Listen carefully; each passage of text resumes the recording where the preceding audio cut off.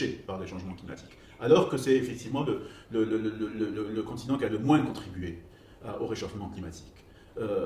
Certains pays sont touchés par des catastrophes naturelles, des désastres, qui ont un impact de l'ordre de plus de 10% de leur PIB. Je pense récemment aux catastrophes naturelles qui ont touché le Mozambique, par exemple. Donc on voit l'ampleur, et ce qui est à la fois triste et très inquiétant, c'est que cette ampleur va grandissant. Donc nos pays seront de plus en plus confrontés à des catastrophes naturelles avec des impacts économiques majeurs, de plusieurs points de PIB.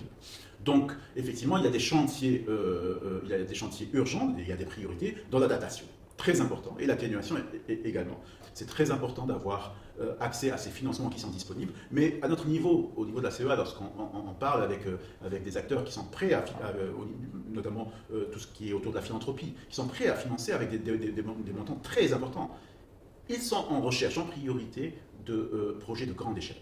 Donc, l'enjeu, c'est comment, tout en impliquant les personnes à toute petite échelle, et là je parle des communautés côtières lorsqu'il s'agit de l'économie bleue, qui ont un savoir de très grande valeur, ils savent comment apporter des solutions à la préservation, mais au-delà de la préservation de la mer, c'est comment régénérer les océans, et apporter également, ceci peut se faire que si on apporte des solutions pour une vie décente pour ces populations côtières. Donc, mieux connaître la valeur économique, socio-économique de ces océans, pour que finalement ces populations côtières deviennent les gardiennes et les promotrices de la régénération des océans, parce que c'est une source de revenus qui leur permet d'avoir une vie décente, de mieux scolariser leurs enfants, etc.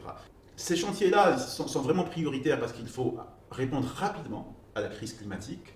Et ce qui se fait aujourd'hui, je le disais tout à l'heure, on sait ce qu'il faut faire, mais on ne le fait pas à une échelle suffisamment grande, et on ne le fait pas à une vitesse suffisamment grande. Donc il faut accélérer, et en même temps passer à une échelle supérieure.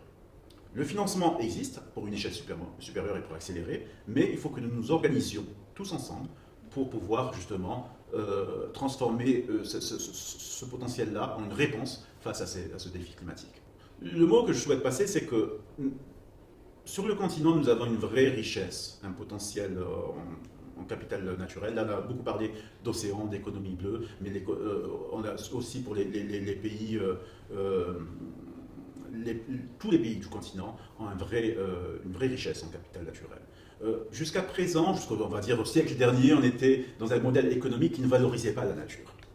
Le maître mot, c'est de le faire de manière collective, c'est de coopérer entre pays, et c'est très important d'avoir ces rencontres où l'ensemble des représentants, là on parle de la conférence des économistes africains, mais également d'autres forums africains où on amène ensemble les pays pour pouvoir définir ensemble des réponses aux défis auxquels ils sont confrontés.